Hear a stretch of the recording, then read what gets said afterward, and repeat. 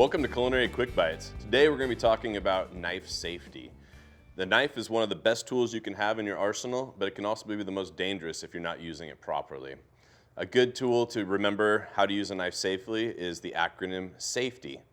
So what that stands for is the S stands for securely hold your knife. The A is anchor your cutting surface, and we'll go over how to do that here in a moment. F is to curl your fingers back to prevent them from being cut.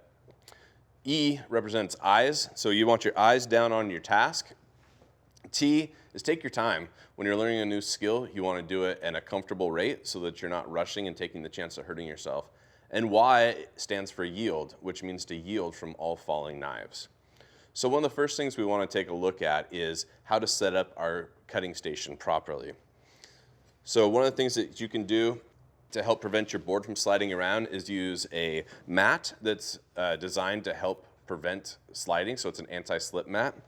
You can also use a damp paper towel or a damp cloth, whatever works best at your unit, but I recommend the mat just because it does provide a nice, easy anti-slip surface. So you want to make sure that your board's secure and it's not going to go anywhere on you. You don't want your board sliding out while you're trying to cut. Next thing that you can do is set up your station with your work pans. So put the food that I like to work left from right, so I put the food that I'm gonna be working with on the left. I put a waste pan in the middle. This is where all my trimmings go. I never work over a garbage can, it's unsanitary. And then finally, we have a pan for all your processed foods.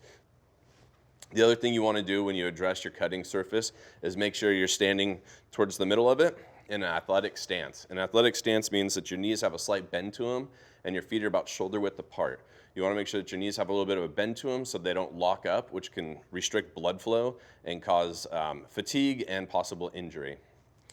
So next, let's just go ahead and talk a little bit about the knife itself. So a knife is composed of several parts. This main part here is the blade, all right? Then the back part here, this black part, is called the handle.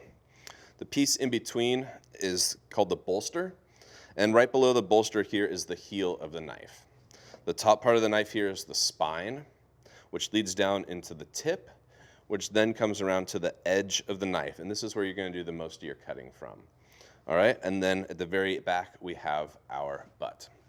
So when we hold our knife, we want to hold it just in front of the bolster between our thumb and our forefinger, pinching it right here, and then grasping behind the bolster and the heel with the rest of our fingers.